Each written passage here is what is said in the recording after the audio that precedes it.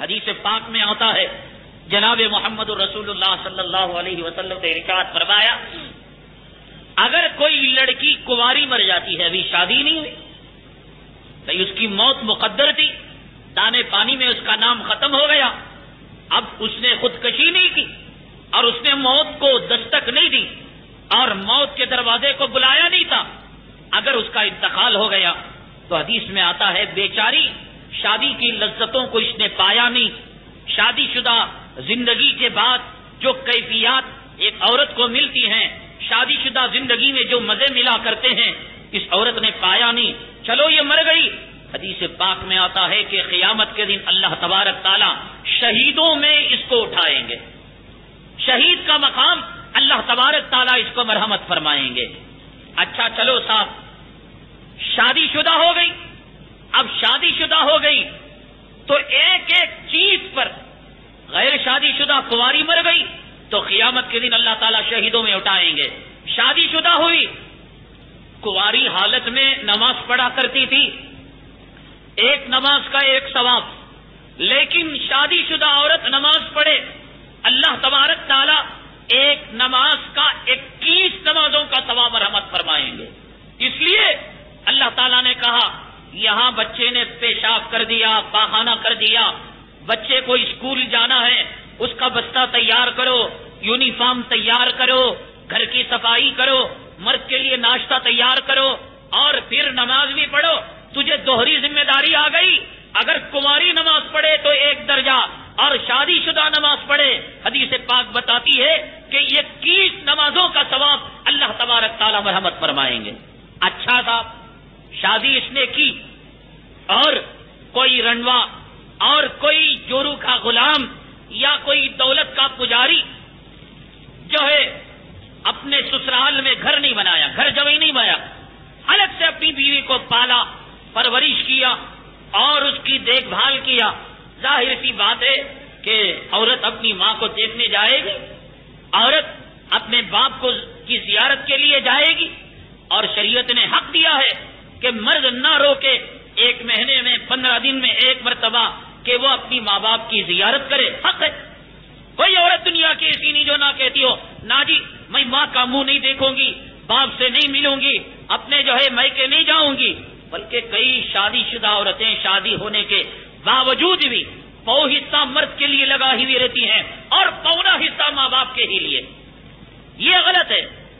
حضرت اقدس مولانا اشرف علی تھانوی رحمت اللہ علیہ نے ارشاد فرمایا کہ کلمے کی حقیقت کو پہچاننا ہو, شادی شدہ عورت کے شادی میں قبولیت کے اقرار سے کلمے کی حقیقت کو مانو. 1 مرتبہ اس نے کہا کہ میں نے پتی کو قبول کر لیا, شوہر کو قبول کر لیا, تو ساری زندگی کے لیے اپنے باپ سے جدائی کو اختیار کر لیا, اپنی ماں سے جدائی کو اختیار کر لیا, اپنے گھر بار کی محبت کی قربانی دے دی, اپنے جو ہے خاندان کی محبت کی قربانی دے دی. تو یہ صحیح معنوں میں عورت ہے کہ شادی کے بعد پوری مرد کی ہو کر رہیں. ہاں کبھی کبھار وہ اپنی ماں کی زیارت کے لیے جائے. وہ عورت جو اٹھتے بیٹھتے چلتے پھرتے, میرا باپ مجھے یوں سلایا کرتا تھا, میرا باپ عید کے اندر یوں کیا کرتا تھا, میرا باپ مجھے ایسے چمارنی بنا کر رکھا تھا, میرے گھر کے اندر جہنم کا کیبل کلیکشن دے رکھا تھا, میں ڈیاس کو دیکھا کرتی تھی. اچھی مصیبت کے گھر میں آئی کہ پردے کو ڈالو, گلوز کو ڈالو, تہجد کو اٹھو, فرائض کو پڑھو, سورہ واقعہ پڑھو. یہ دنیا کی کمینی عورتوں میں اس کا شمار ہوگا. وہ آئے اپنے ماں باپ کے گھرانے کو بلا دے, ہاں حق ہے, ماں ہے, باپ ہے, زیارت کے لیے جائے. حدیث پاک میں آتا ہے جناب محمد الرسول اللہ صلی اللہ علیہ وسلم نے ارشاد فرمایا کہ جب وہ اپنے میاں کے گھر سے ماں باپ کے گھر جائے, ماں باپ کی زیارت کرنے کے لیے, ایک ایک قدم جو اٹھے گا اس عورت کا اللہ تبارک تعالیٰ 100 نیکیاں مرحمت فرمائیں گے, 100 خطاؤں کو درگزر فرمائیں گے. مرد کے لیے نہیں صاحب کہ مرد اپنے باپ کو دیکھنے جائے اور اپنی اماں کو دیکھنے جائے تو دیکھنے لیے جائے، ایک ایک مرتبہ گیئر بدلے اور ایک ایک ٹکٹ لے، ایک ایک مرتبہ ایکسیلیٹر دبائے، کوئی ثواب نہیں.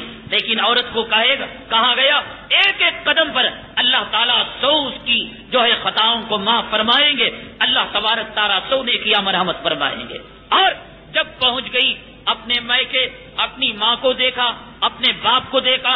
حدیث پاک میں جناب محمد رسول اللہ صلی اللہ علیہ وسلم نے ارشاد فرمایا کہ جب کبھی اپنی ماں کو دیکھے محبت کی نگاہ سے اور اپنے باپ کو دیکھے محبت کی نگاہ سے، اللہ تعالیٰ ایک مقبول حج کا ثواب اسے مرحمت فرمائیں گے. کہ جب کبھی اپنی ماں کو دیکھے محبت کی نگاہ سے اور اپنے باپ کو دیکھے محبت کی نگاہ سے، اللہ تعالیٰ ایک مقبول حج کا ثواب اسے مرحمت فرمائیں گے.